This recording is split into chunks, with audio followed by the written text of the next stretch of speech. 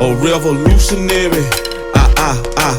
Say whoa. Trap revolutionary. Got the wave it too scary. Doing this thing like Malcolm ain't by any means necessary. We ain't got it by no one seen hand. We got the master plan. Get the movement going on. Right here where we stand, man. We bucking and stumping, fist pumping. Even though they tried to set us up for failure and kill us, we keep on coming. That's why somebody gotta step up and say something about the bullshit. Because if not, the blind gon' keep leaving. What's going on, y'all? I want to do this video to talk about, we say by his name. We call him El Mencho, but his name was Nemesio Oseguera Cervantes. So, breaking tonight, he was Mexico's most wanted criminal for years. Tonight, Mexican authorities say they've killed the drug kingpin known as El Mencho, the leader of the Jalisco New Generation Cartel. The response from cartels across Mexico was swift and violent, trapping Americans and international travelers, including some of our own colleagues. Eyewitness News reporter Abigail Velez has been speaking with people stranded in Mexico all evening. She's live in our newsroom with more on this operation. Abigail? Well, Liz, Jory, El Mencho was tracked to Jalisco, where Mexican special forces came under fire during this raid. Now, officials say he was shot and died while being flown to Mexico City. The Jalisco New Generation Cartel, which the Trump administration has designated a foreign terrorist organization, is considered by the DEA to be just as powerful as the Sinaloa cartel. And within hours of his death, that power was on full display as cartel members caused chaos across the region. Fear, I guess. The first thing was like you see smoke rising far away. You don't know what's happening, and like, no, I'm not venturing out anywhere. But we did eventually get a message from the State Department saying to shelter in place. Eyewitness News producer from our sister station in the Bay Area, Juan Carlos Guerrero, is just one of several Americans stranded in Mexico after a day of civil unrest. Early Sunday, Mexican special forces killed El Mencho, the leader of the Jalisco New Generation Cartel, a man the U.S. had offered $15 million to capture. The CJNG is considered one of the most powerful and aggressive cartels in Mexico, a major trafficker of fentanyl, cocaine, and meth into the U.S., with a presence in all 50 states, according to the DEA. Within hours of his death, cartel members retaliated, setting vehicles on fire and blocking highways across multiple states. That's why even getting to the airport now feels risky. Getting there and the hour drive to the airport is the concerning part. We don't know what we may find along the way. Mexican authorities say the U.S. provided complimentary information for the operation, and a U.S. defense official confirms to ABC News American intelligence helped Mexican forces carry out the raid. The U.S. State Department warned Americans in Jalisco, Tamaulipas, Michoacán, Guerrero, and Nuevo León to stay in safe places. Meanwhile, this was the scene on the ground. Roads blocked with cars on fire, smoke rising over cities, including Guadalajara and Puerto Vallarta. Schools were canceled in several states and businesses shut their doors. he was a drug cartel, whatever, in Jalisco. I mean, the J is pretty much silent, pronounced like an H. Pretty much Mexico, so Jalisco. Actually, they say he pretty much came up from was born in 1966 and then came up from being like a avocado, basically avocado farmer, as a kid, like farming avocados. Then, by 14, he was gardening, marijuana fields. Came to the States in the 80s. Government estimates more than 70 people died in the attempt to capture the cartel boss known as El Mencho. Today, authorities were patrolling parts of Guadalajara. Mexican President Claudia Sheinbaum urging people to remain calm. And tonight, we are learning more about the operation, as well as cartel boss's reported ties to the Bay Area. KTVU's Jenna Katsuyama in the newsroom tonight with new details. Jenna, how were Mexican authorities able to find him here? Mike, Mexican officials say that they began tracking a trusted associate connected with one of El Mencho's romantic partners. That person escorted the woman to an overnight visit with El Mencho on Friday. U.S. intelligence confirmed the location. So after that woman left the next day, Mexican troops surrounded him. He died later after being injured in a gunfight. The 59-year-old also reportedly has a Bay Area connection, arrested in San Francisco as a teenager. Mexican officials say the military located cartel leader Nemesio Ruben Oseguera Cervantes, known as El Mencho, on Sunday by following a romantic partner to his hideout in Tapalpa, about 80 miles south of the Jalisco capital of Guadalajara. Mexico's defense secretary said El Mencho and 2 bodyguards were wounded in a gunfight with the military, and he died during an airlift to Mexico City. La colaboración con el gobierno de los Estados Unidos. The cooperation with the U.S. during this administration has been strengthened. There's been an exchange of data, and that is how we got here.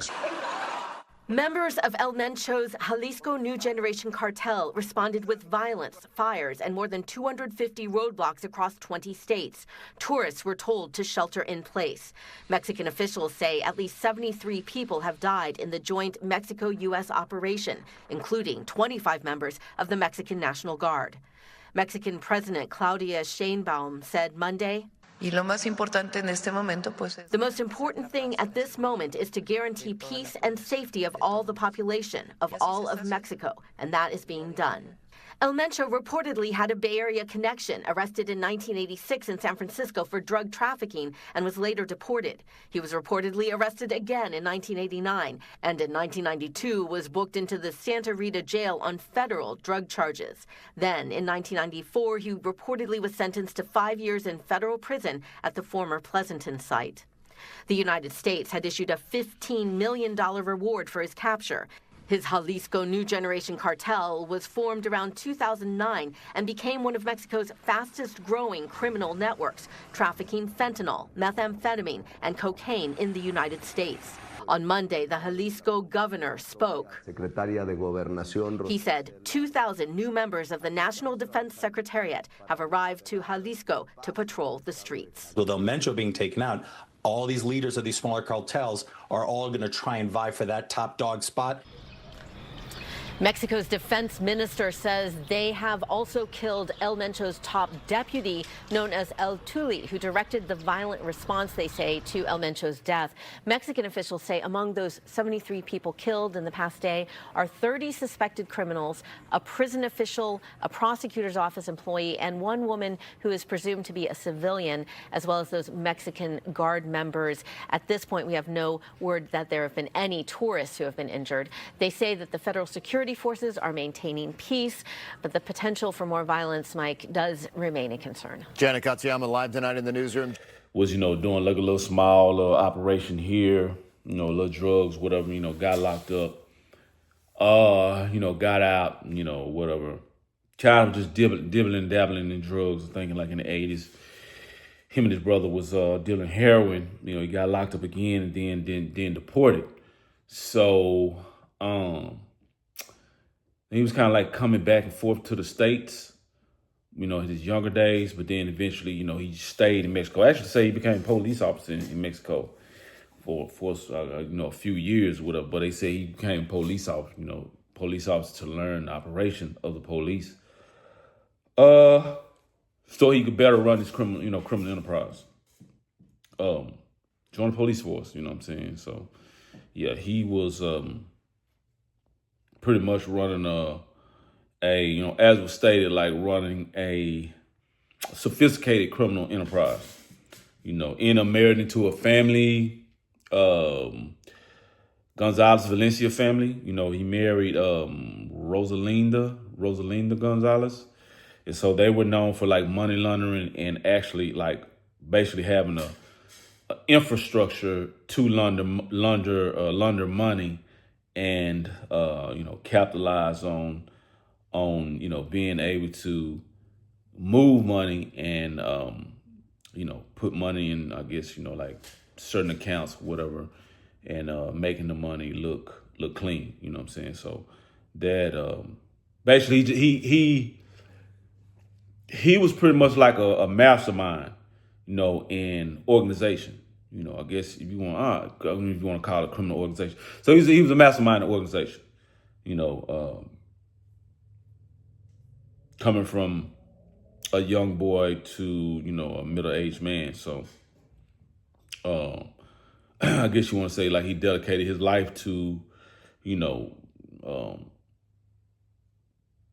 Cartel, and organization and, making an impact or making a life, from, criminal enterprise, So I think, I guess it's certain, like, they had so many deaths in the U.S. I want to say 250,000, in between 250,000 and 500 deaths, fentanyl overdoses, whatever.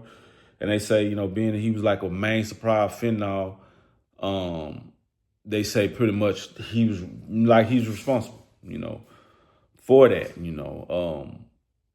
But I would say, and this is, me and my analysis of things, I think and this is even Pablo Escobar, went wrong at is when they start trying to kill politicians. I'm not advocating for any illegal activity, but it seems like every time, these cartel heads or whatever leaders end up trying to kill a politician, that's when they end up something happening to them. They end up meeting their own demise, because and the power, it's like, I got this power and I'm pretty much like, I'm running things and you're going to have to bow down, like government official, police, whatever, you're going to have to bow down, because I'm in control. And Pablo Escobar, see, blew up a plane, then end up trying, it's just like end up trying to kill politicians or whatever. And then that's when he just end up pushing it too far, going too far. And then it's like, hey, he's pretty much, we got to get him. He got to go. Same thing with this guy. He tried to kill a police chief in Mexico, and that same police chief came back to be the head of I guess Mexico's national security, and that's what ended up like, hey, we gotta get him out the way, and they end up sending basically the Mexican army in there, and like killing. But of course, they had help from the United States, which was stated that the United States gave Mexico information, intel on his whereabouts, because they said he was like hiding in the mountains. He's like literally like moving place to place, hiding in the mountains. And then if you try to come get him, basically he had his own pretty much military, personnel to where they'll end up taking you out. Matter of fact, they said they shot a helicopter down because they were trying to come, basically come and arrest him. And they shot the helicopter down. You know what I mean? It like took them, and they like 6 years prior, that happened. And then they finally, after 6 years later, they tried again, finally to try to, arrest him and, taking him into custody, but they end up shooting him. And that's what they, said that he ended up dying in a helicopter trying to, seeking medical attention. But it's like most time, when it comes down to that type of gun battle with, law enforcement, you pretty much just go ahead, and, counsel, they say like counsel Christmas, because it's like they're going to pretty much kill you. Other countries, they're going to pretty much kill you. They don't, especially if you're wanted like that, yeah, they're not taking you in alive, so.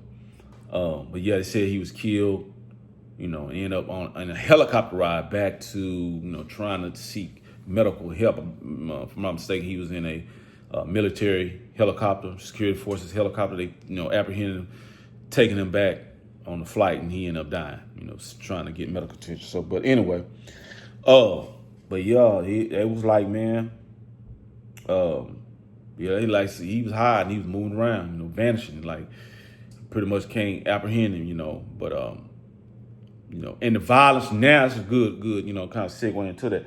The violence now we're seeing And what I was thinking, it was the people of Mexico, not necessarily the people of Mexico, it's the cartel setting stuff on fire, blowing stuff up, like their resistance, like, hey, you killed our leader.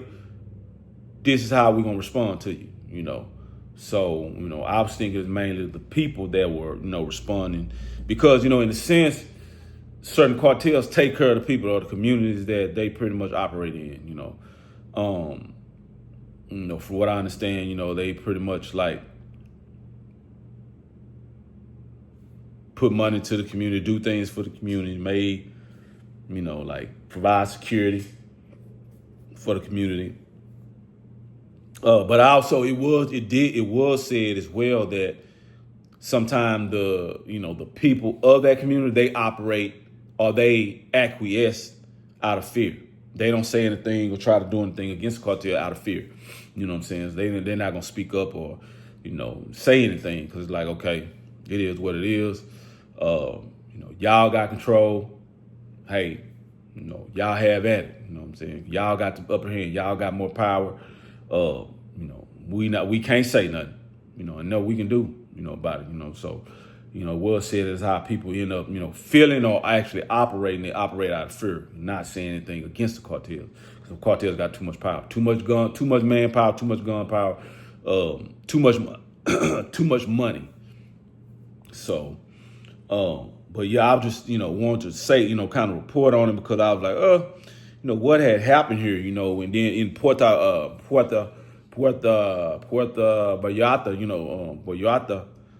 Vallarta, I had actually been to Puerto Vallarta in 2015, and it's pretty much where Americans go, where we go to kind of like get a taste of Mexico and get out, hit the beaches, have a good time, get away from America, cheap trip to Mexico, get away from America, so I had been to Puerto Vallarta, and they're like telling American citizens that are there, hey, don't come outside, basically don't leave your room, don't leave where you at, and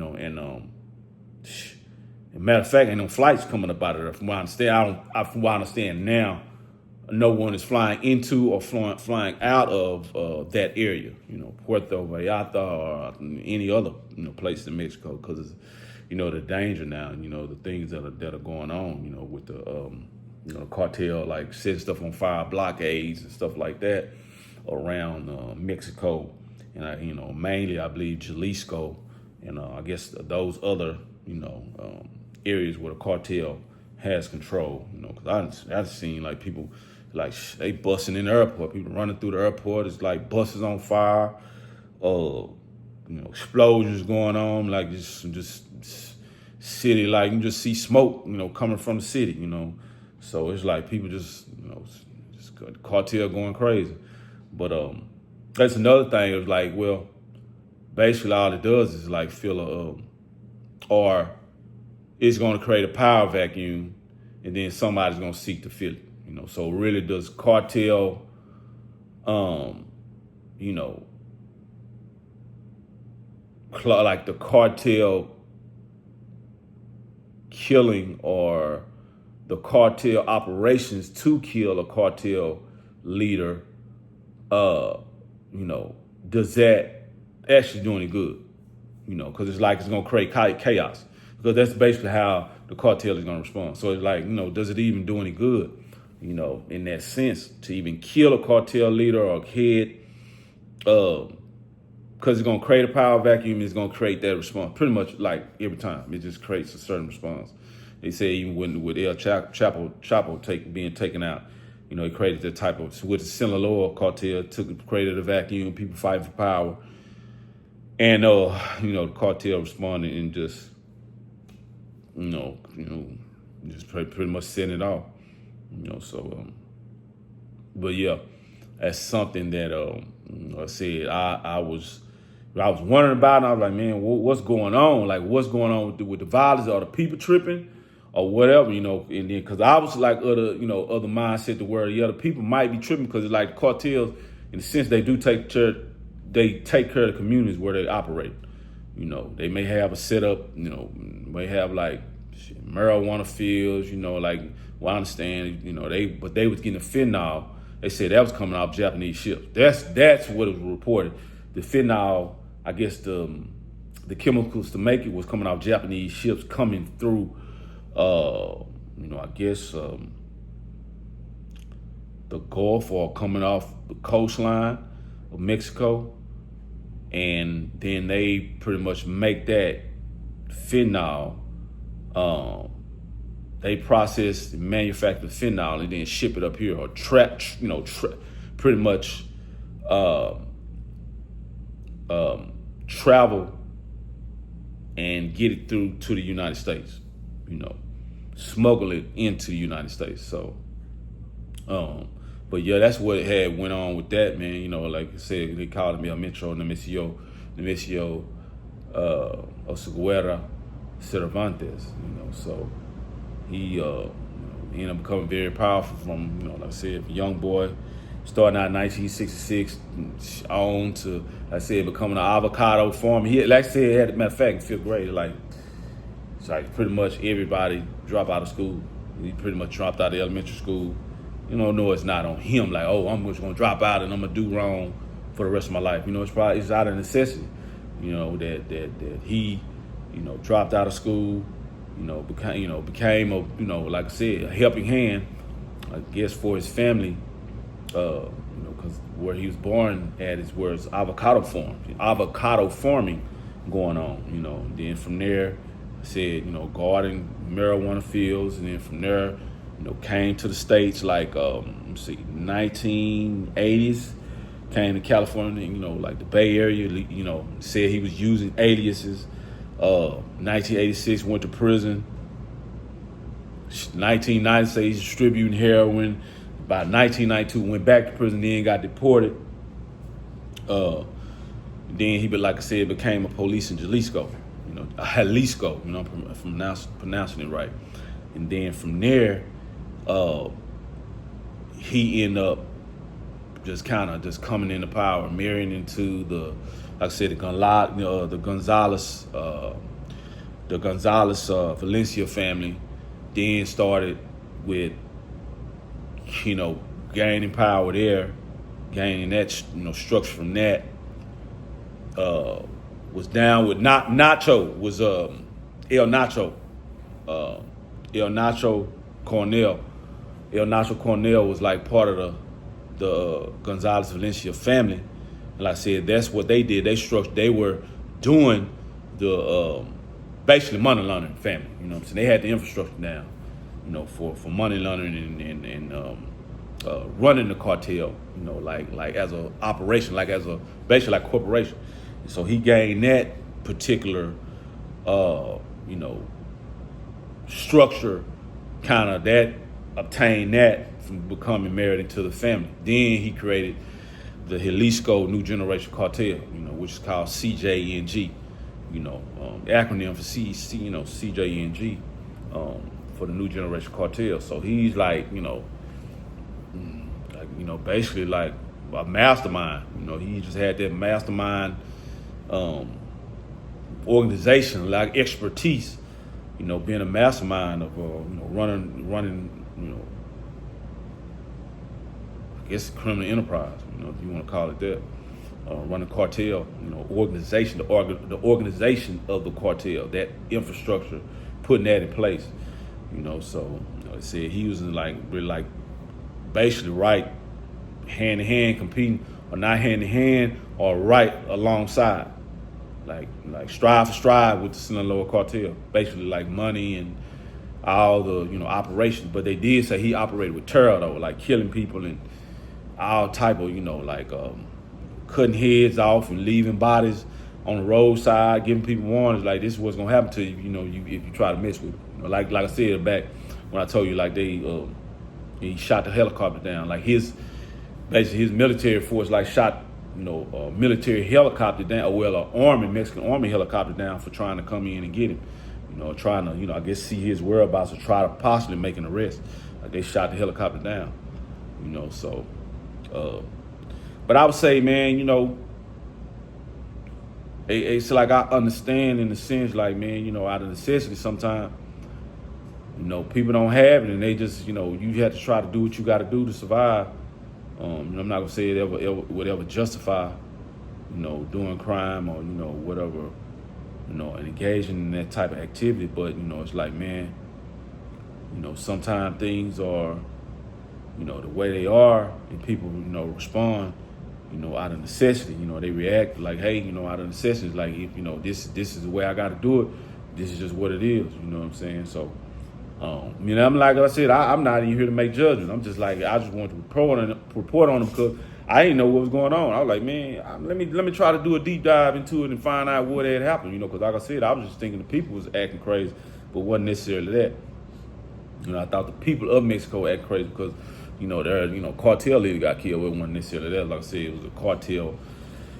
I guess some of the remnants of the cartel from his group, responding to him being killed.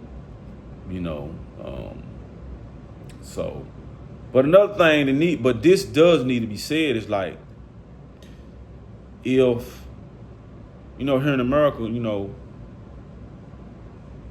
drugs are allowed in, certain drugs are allowed in. I don't think everything is, everything can't be stopped, but I think a majority of the big drugs, like big operations or big loads of drugs can be stopped. Because I just don't see, when it's like tons of drugs coming here, how the American, just national security or border patrol can miss that. I just don't. I don't see. I don't know.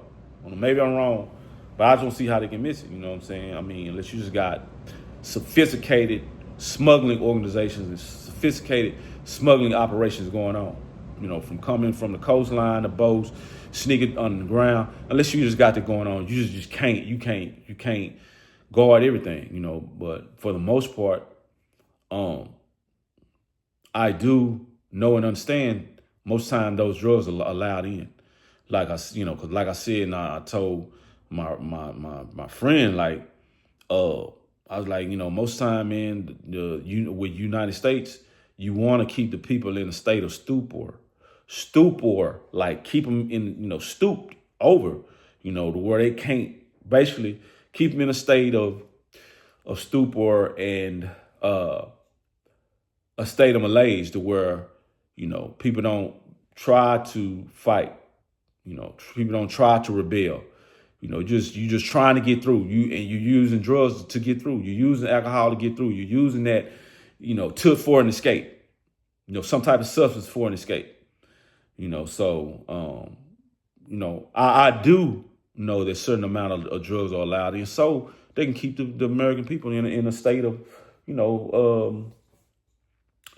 state of drunkenness. That's what I would say. In a state of, where they're mentally, stalled, stymied, where you're hindered in a sense, from even having a thought of, rebelling or doing something against the government for the government's wrongdoings or the government's,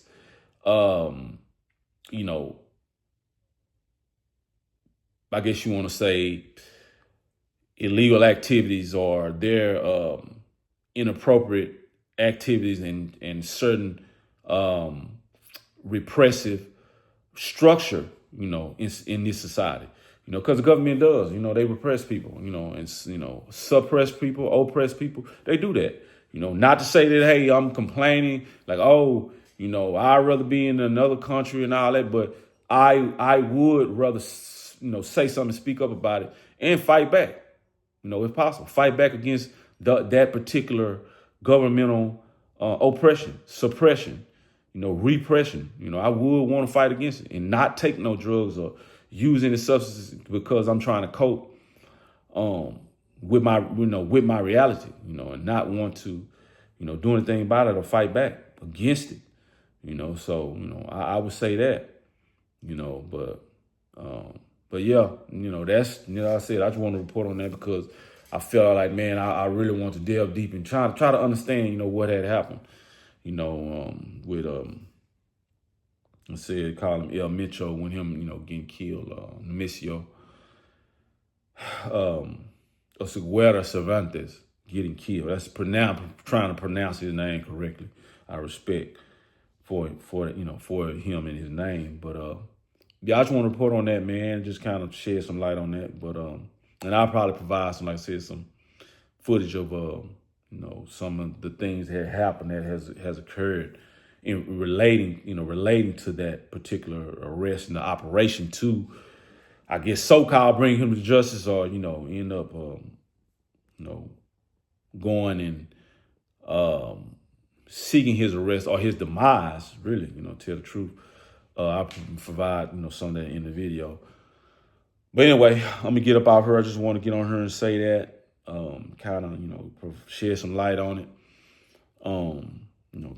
Also, talk to the people, let y'all know, I'm, still here, still coming with the videos, kind of get on here and talk to y'all, see how y'all doing as well, But anyway, I'm gonna get up off here.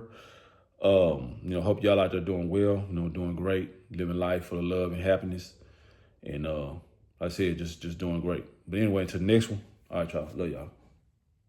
Fuck it, go ahead and blow off the dope. Step through the maze, man, and became amazing. About to rewrite history and change the page in a crooked book that never told us the true story. Like how we were kings and queens before the slave story, before the killing, stealing, and drug dealing on some real shit. We ran the world.